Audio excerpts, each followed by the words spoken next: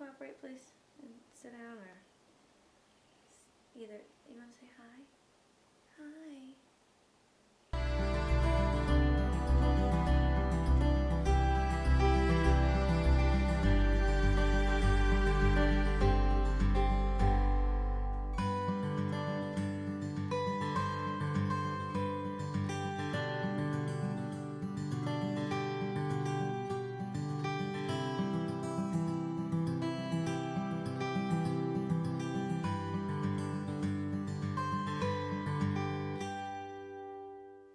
Welcome, witches. I'm Allie, the Bronx Witch, and this video is about how I found my place in the Wiccan community and my thoughts on being a Black Wiccan. So grab yourself a cup of tea and get comfortable, and we're gonna chat. I am going to do a video about Wicca, the religion, what it is, what its core principles are, but I don't want to make this video too long, so I'm going to save that for another time. So I'm going to be assuming that for the most part you have a general understanding of what Wicca, the religion, is and what its core principles are. I'll come right out the gate and say that I know that most of you probably have not seen too many Black Wiccans or Wiccans of color, and so you might be wondering a little bit about that.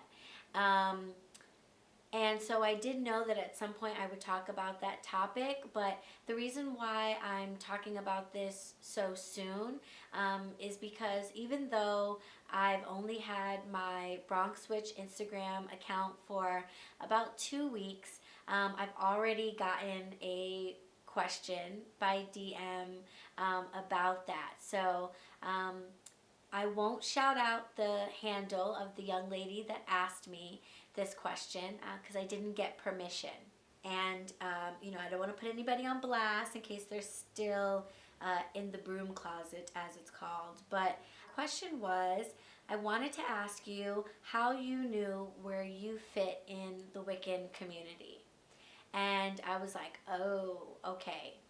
Right out the gate, people are like, Black Wiccan? What? First, I guess I'll tell you just briefly a little bit about me. I was born and raised in the Bronx, New York, but my family is from Charleston, South Carolina, and it's a pretty traditional Southern Christian family. I grew up in a pretty strict household, and church was a central focus. So we were in church every Sunday, sometimes on Saturdays. I sang in the choir, was a part of the youth ministry, the whole nine. And I'll be honest, as a kid, I really enjoyed church. I'm just the type of person that kind of likes religion and the ceremony and ritual and communal songs and chants and all of that goes into practicing a religion. So I really enjoyed the sort of fellowship and the community aspects of going to church. But I was just one of those kids that from very early on felt like Christianity, the religion itself, just wasn't for me. A lot of the things that were taught didn't sit right with me, and the more that I learned about the religion, the less it seemed to really line up with what I felt like I understood about the world, the universe, and everyone's role in it. So I was very, very young when I started to rebel. I grew up watching Bewitched, and as a little kid loved Sabrina the Teenage Witch. But in 1998, when I was 12 years old, Charmed happened. And honey, did my life change. I was like, what is this amazing thing called witchcraft? I was told that people who practice witchcraft were devil worshippers. These women are not devil worshippers. Someone needs to explain this to me. So that just made me super interested, and of course, led me to want to do research. Now, research back in 1998 looks a lot different than it does now in 2019. Back then, most people didn't have, computer and internet in their homes even. I didn't. So I was lucky. My school had a computer lab, and I will remember this probably until the day I die. Is that a jet? My God.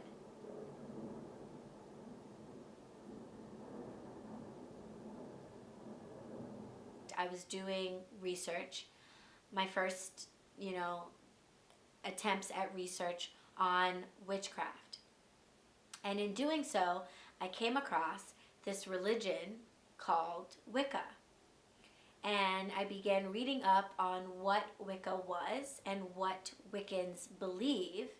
And I remember in the computer lab by myself, literally standing up in front of the computer, pointing at the screen and going, yes, yes, that, all of that.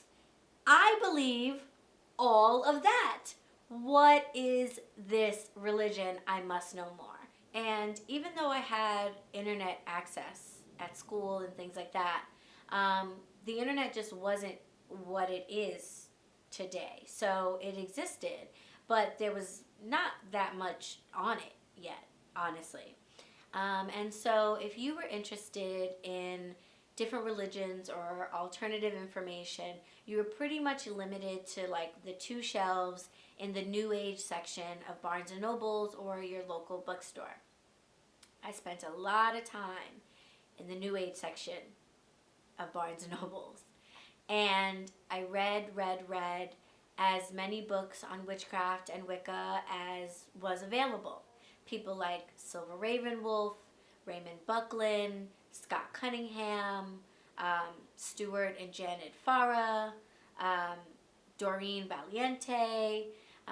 These were people that were heavily involved in making Wicca what it is today and really making Wicca a thing to begin with. Those Wiccans are amazing. To this day, I have books and I rely on works and materials by those very same authors. But they are all white and they are all essentially European. They're either from Europe or they have European ancestry. And so does Gerald Gardner, the creator of the religion. And of course, when this religion came to be, he was practicing in England with other Europeans, also of European ancestry. So, not surprisingly, these Wiccans, when talking about deity and working with ancestors and gods and goddesses, they rely on the gods and goddesses and ancestors that relate to them. So they certainly weren't doing anything wrong. And I'm sure that they weren't trying to exclude anybody.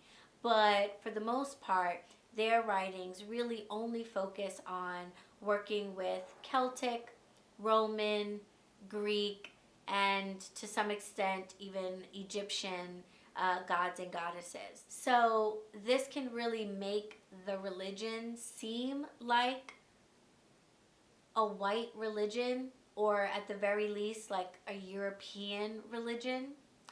And that was a little hard for me to navigate in high school and with access to such little information. I tried my best to connect with Celtic gods and goddesses, the Roman and Greek gods and goddesses. If I was doing something for love, I invoked Aphrodite or tried to, but it never really felt right for me. And after a while, I just decided to not work with deity, because one of the many great things about Wicca is you can be a Wiccan and not work with deities at all, technically, as far as I understand. So from late high school through college and into my law school years, I didn't work with a deity. I practiced witchcraft from sort of just a scientific kind of perspective. This is energy. This is how I work with it. I send it here. I send it there. And that was fine and everything, that was fine.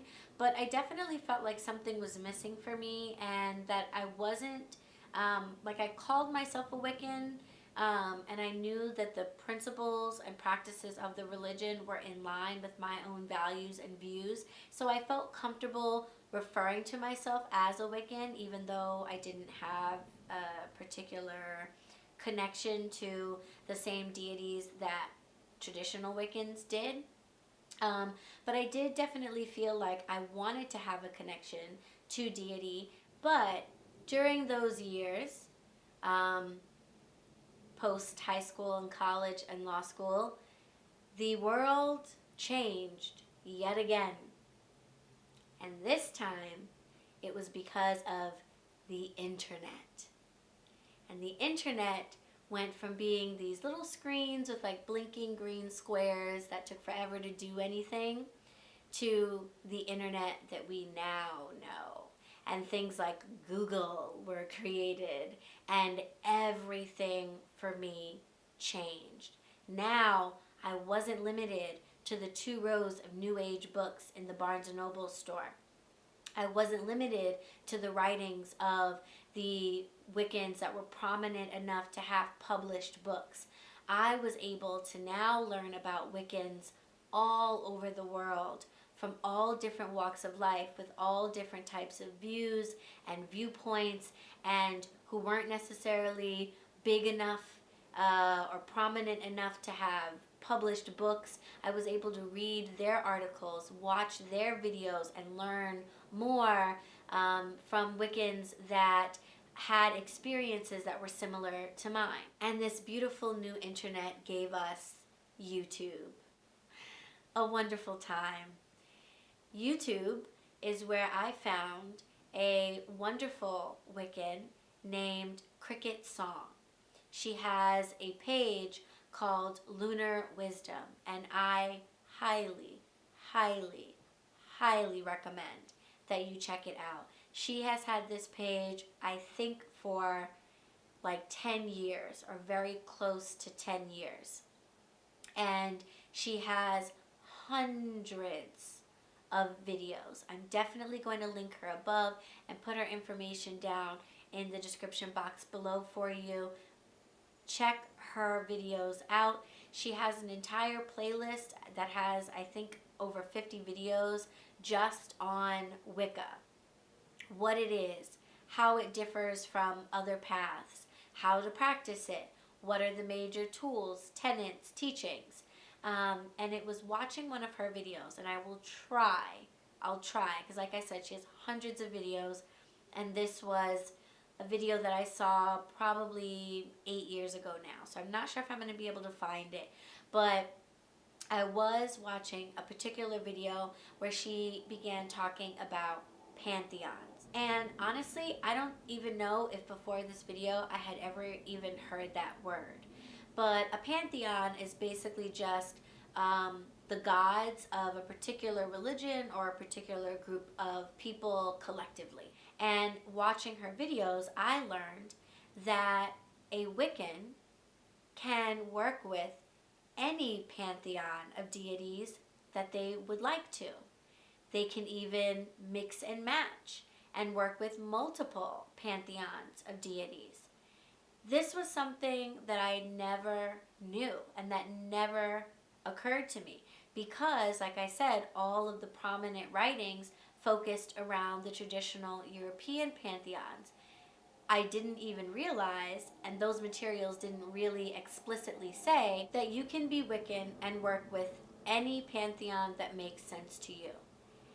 Hearing this was a life-changing moment for me, Truly. Hearing Cricket's song talk about this was important, one, because it showed me that I could work with any pantheon that I wanted, but her video was also super important and helpful for me because it taught me that I needed to learn more about my own religion. Um, that something that important and that big wasn't already known to me, I realized, you know what, I need to do a little bit more research on what Wicca is and what different types of Wiccans look like, especially now that the internet exists and I can do that. So I stumbled across a documentary, I think by BBC, and I'll try to find it and post it down for you guys, on Gerald Gardner and his life and how he came to create this religion in the first place. And I was shocked, completely surprised to find that Gerald Gardner's first experiences with witchcraft were actually not in his home of England where he created the religion, but around the world in villages of indigenous people that he happened to travel to and experience as a young man. In villages in Africa and Asia, he was able to see firsthand indigenous peoples using witchcraft, working with their ancestors, working with the gods and goddesses, and working with nature in a way that he found incredibly powerful and really fascinating. And when he came back from his travels, he wanted to experience that and recreate those experiences, that energy at home. He understood after traveling and seeing different peoples with different languages and different gods essentially doing the same thing, he realized that there are these overarching principles that unite all of us, regardless of where we're from or what language we speak or what gods or goddesses are worked with in the area that we happen to live in. Things like respect for nature, things like an understanding of the energy that connects all of us, that flows through all of us, and that can be tapped into and used by all of us. The importance of the divine feminine and how ignored she is by the major religions. And he took those principles back with him and wanted to recreate that for himself and share those experiences with others.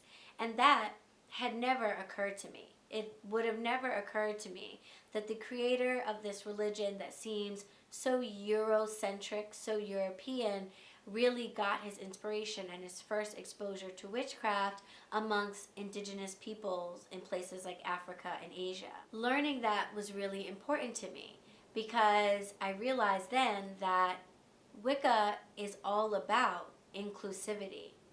Yes, the traditional Wiccans are European and therefore they work with their ancestors and the deities that they connect to. But no Wiccan has ever said that you can't work with others or that you can't be from somewhere outside of Europe. And if the founder of Wicca himself, he understood and believed that everyone is connected by the same energy, then by definition, that means that Wicca is for everyone. So from there, it was time to do more research. I told you guys I'm a scholarly witch, right? I love books and researching things. And I think not surprisingly, my first thought was, well, let me check out the African deities. And if you don't know this about Africa, you should know this about Africa, but Africa is huge, like huge. And there are literally thousands of tribes and villages and individual groups of people with different practices and deities that they honored and worked with. So I would be lying if I tried to tell you that I researched all of the deities of Africa and decided that none of them were for me. That's not how it happened. What happened was I started researching African deities and was really surprised to find that I wasn't getting that connection that I thought I would.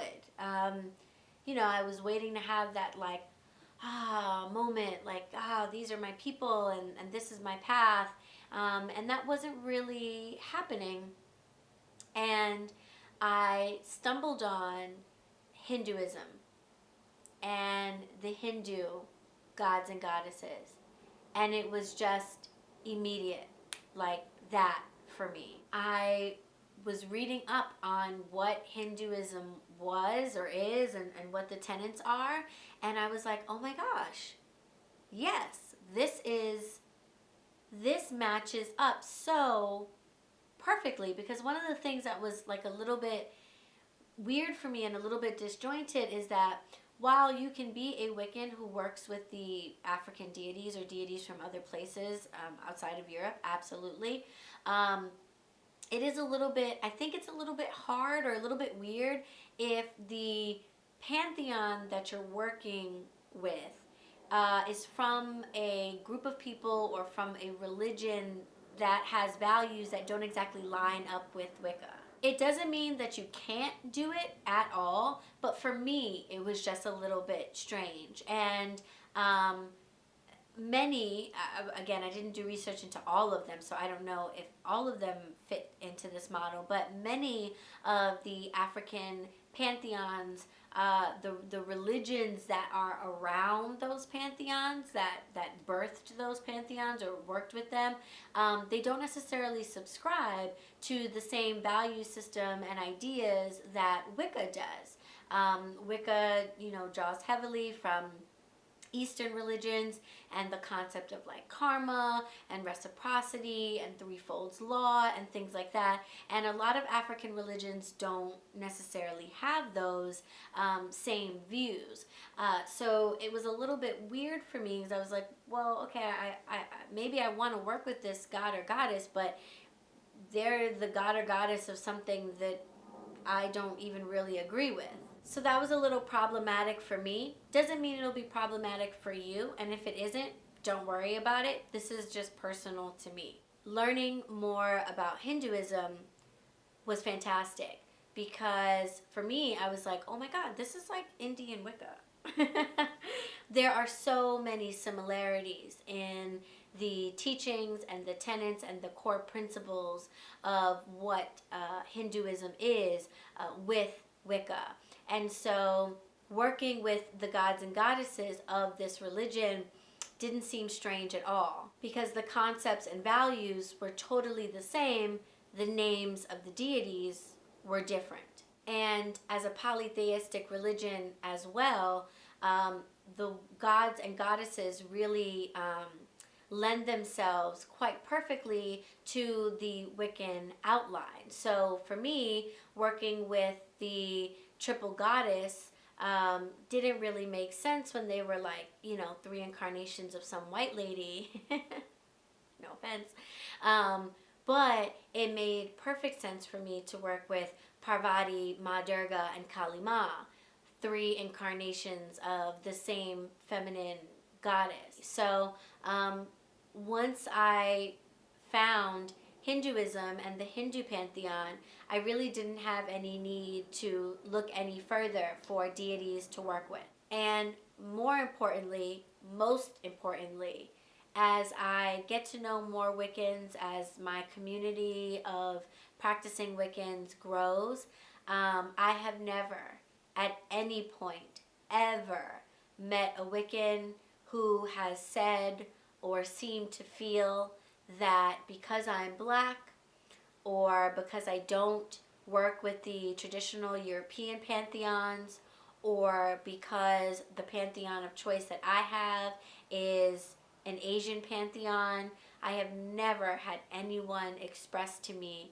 that those things are somehow not okay in Wicca or that I am somehow excluded or any less than a Wiccan than somebody who works with the traditional European deities. So I guess to answer the question directly, how I knew where I fit in the Wiccan community is to say that I didn't always know, but once I did, it was pretty fantastic to realize that where I fit in the Wiccan community is everywhere, right smack in the middle of it. Because to be a Wiccan is to practice a religion that does not exclude anyone based on who they are, where they come from, what gods or goddesses they work with, who their ancestors are, or even how they practice their faith. And my hope is that even more people of color get to learn about this wonderful religion and its core values. And if you are a Wiccan of color or a person of color who is learning about Wicca and is interested, I don't want you to be discouraged if you've only so far been exposed to the traditional European manifestations of the religion. Wicca is practiced by people all over the world, and I don't want you to have the misconception that just because the most prominent Wiccans are white and of a European background, that all Wiccans are, or that you have to be in order to be Wiccan. Now, I will say that if you are interested in joining a coven, particularly a traditional Wiccan coven, there might be some differences there. I have never been a part of a traditional Wiccan coven, so if anyone watching this video is and can shed some light on what it's like to have your own pantheon of deities, or if that's permitted, or how that would work. But if a coven works with a pantheon that doesn't work for you, you don't have to join that coven. You can simply practice as a solitary. I've been a solitary for my entire religious life, and it's incredibly rewarding, it's incredibly empowering, and it's fantastic and fun. So witches, I hope you found this video helpful or at least interesting. If you liked it, please give me a thumbs up.